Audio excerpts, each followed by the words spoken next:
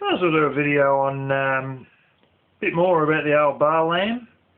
You sort of think, well, what do they sort of, need year to year? Well, one thing is that I don't think they're terribly good living in the tropics. You will have real issues with them living in the tropics.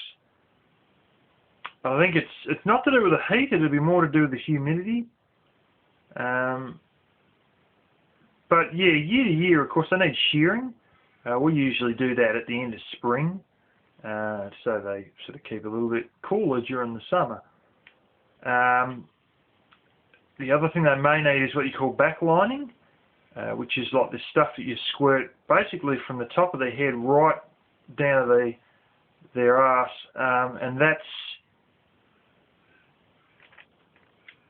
basically for lice. It wipes out lice or something like that. And they'll sell you this stupid blimmin' squirt gun thing. Look, they are a rip-off. The rubber seals continuously fail in them. They're hopeless. I advise getting yourself a soft drink bottle, not too big a one, more of, a 1.25 litre or something like that. Not too big and not terribly small either. And you fill it up with the same fluid, and you take the cap off and you drill a little hole in. Just make it like a little, I don't know, couple of mil, like 2 or 3 mil hole. I think it's like 1/8 of an inch hole or something like that. And you might want to experiment a little bit with your hole size, or best still, just go with the sizes I've given you, or slightly smaller than the sizes I gave you, and you basically pour it into the bottle with a funnel, and then you just sit there going, and you sort of go back and forwards as you're squeezing the bottle upside down from its head to its back. And that'll save you buying one of these stupid overpriced guns that have all the blooming seals fail and leak all over your hands, all this stupid stuff. And yeah, that's another thing that you do when you got troubles with lice. The other one I'll need is, what happens is when they go from like dry grass in the summer, and then they sort of get like a bit of green grass comes up in the autumn, especially if they sort of go to that, go from being fed hay and straight, and they might be in a bare paddock being fed hay, and then you put them straight into a green grass paddock, they'll get diarrhea because of the sudden change from dry feed to wet grass, like, green grass. And after a while, that'll all calm down and they'll get used to the green grass again. And it may take a few weeks, it may take like 3 weeks, maybe even more, for it to adjust to it. I think it's usually right after about 3 weeks.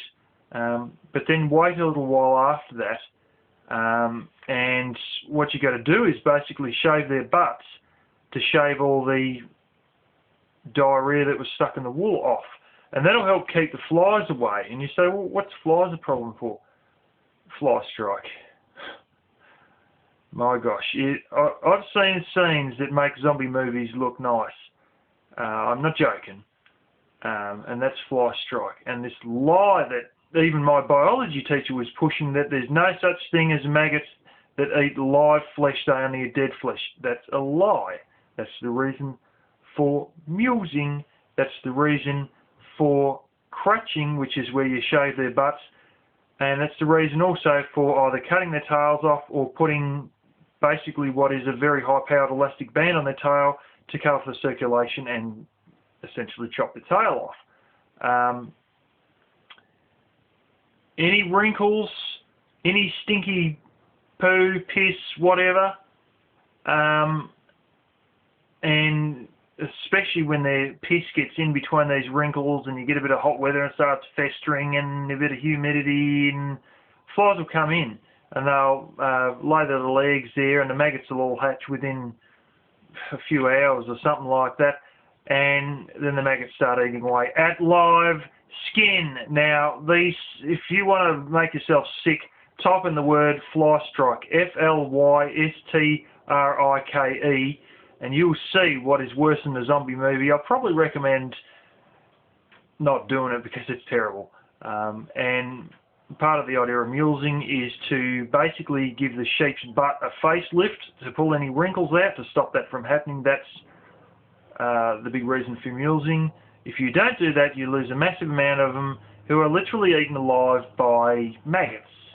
I've seen this firsthand. I've seen ones that have been, well, one died within a couple of minutes, and another one we knew would have been dead within a few hours because it was covered. These ones, two of these ones I've seen, they've been covered from head to foot with, you know, with maggots. And oh man, you'll be throwing up if you see it. It takes a real strong stomach to even see it, and it takes a even stronger lack of conscience or whatever not to shoot the bugger after you see something like that, because you know you just want to put it out of its misery.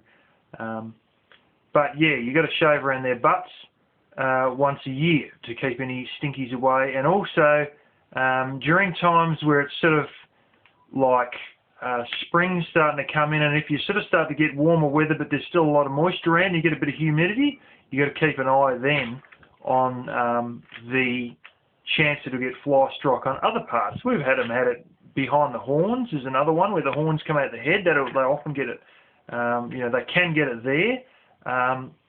The other one is any random other spot, you know, the back, the leg, you know, but especially around the arse, and on occasion somewhere in amongst where the horns are or something like that. Some of the more common areas. But you also got to keep an eye on that when the wool gets too long, because you won't see it going on when the wool gets too long. And if you see a white sheep and you see, and this is one of the good things of having white sheep, is not only that you can sell the wool very easily to the main market, but coloured sheep you can sell that at a lot higher price to the craft market, I suppose you'd call it.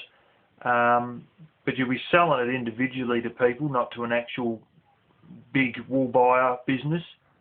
But one of the things with having white sheep, one of the advantages is you can see when the fly strike's going, because there'd be like this brown patch or black patch on, like this funny looking patch, and then you can sort of pick out, hang on, there's something going on. So you go out there and with the quad bike, and you chase it down and grab it, and you have a look and you fossick through his wool, and if you see that stuff, well, you got to put him on the back of your motorbike, or tie his legs with a bit of string, and then go get the little trailer for the motorbike and plonk him in that, or have the tools on board the bike and just start doing it then and there, and clip it out with hand shears as opposed to electric shears, and yeah, treat it. And there's this powder you put on them that kills the maggots and that, and as soon as you pull that powder on, you see the maggots squirming like anything. They had one that was quite deadly towards dogs and that, and if the dogs ate the old wool because they love the stinky smell of it, your dog can get poisoned by it. So they said that one was too dangerous and they banned that one. I actually found a fox that was eating tails that had been cut off, and it was basically asleep or very sick or something from the stuff, and I almost killed that fox, but he only just barely managed to get away from me because he's so doped up on it. But they've got rid of that brand now, and you got stuff that's a bit more less dangerous to dogs and stuff like that. But yeah, so shear once a year, shave their butt once a year. You may or may not need to do the backlining, and of course every year you need to, and this only happens once in their life, that you have to mules them and cut the tails off, and also castrate them. They use elastrator rings for that. On occasion they may cut them, but you shouldn't even get to that point. They should be elastrator rings. And although it sounds painful, when they're that young, they've got no feel in there and they can't really feel it very much. So it's not as bad as it looks, but you've got to get them when they're still young. If they get a bit too big, it will be painful, and you can see they're gritting with, you know, pain, and they'll just sit there sitting down half the time because they're in pain. So you've got to make sure you get the elastrator ring on their balls pretty quick, because it's not standard to have the whole lot of the males breed. It's a good way to get yourself crap wool. You get the good male, and he has his balls, and the rest of them lose their balls. And they call those ones wethers that have lost their balls. There's ewes. They're not ewees, they're ewes. Like you and me, ewes. That's the females, and then there's rams, which are the males. And you'll notice even the difference in size between the rams and the wethers. The rams are a lot bigger. They also stink a bit because of the hormones in them. The wool stinks, and you're not supposed to mix the ram's wool in with any other wool. Oh man, you smell it. It really smells. But that's a bit on what you got to do with old bar lamb from year to year. You may also occasionally need to look at their, especially if you're in sandy areas, look at clipping their feet. And they give you these great big things which are like secateurs without a curved blade. They're like straight blade secateurs, and they're bloody strong. You can chop a finger off with them. And you're supposed to cut their hooves to shape with them. But you got to be careful you don't overcut, and then there's a whole, you can also have a disease that's called foot rot. It looks purple and it stinks like anything.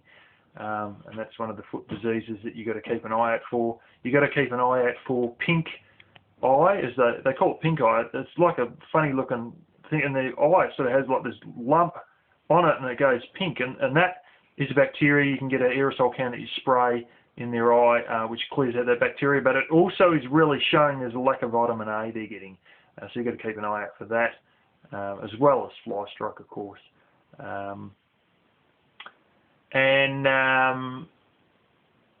You may see some other strange things, prolapse uterus, mastitis, a few other funny things. There's other things that hit them. Pregnancy toxemia can wipe them out like flies. I've seen 12 of them die in the space of an hour or two with that. Pulpy kidney, that's another one. There's a whole stack of diseases that they can get, but you're unlikely to see or even understand or know what goes on with them. And some of them seem terribly healthy young lambs, and bang, they'll be hit by a pulpy kidney, and you won't even know. But pregnancy toxemia, that's bad. It's frothing at the mouth and everything. That's one of the saddest things you can see. They go into labour and abort the lamb as they're dying, and oh man, it's terrible. But like everything, there's a lot of medical things that ain't nice. On occasion, you even see cancer, but not often. It might just be stuck on the ear. I've seen one with it on its ear. Short and long answer. Probably just got to chop the ear off would be easiest, because the flies do get in if they've got any funny thing. But I've only ever seen cancer like once or twice maybe in my life. I've seen one with a growth that looked like a set of testicles on its head, and that was believed to be a tumour. And no, it wasn't a dickhead, but God blimey, you would have thought so. But yeah. That's a bit on what you got to do with sheep year to year.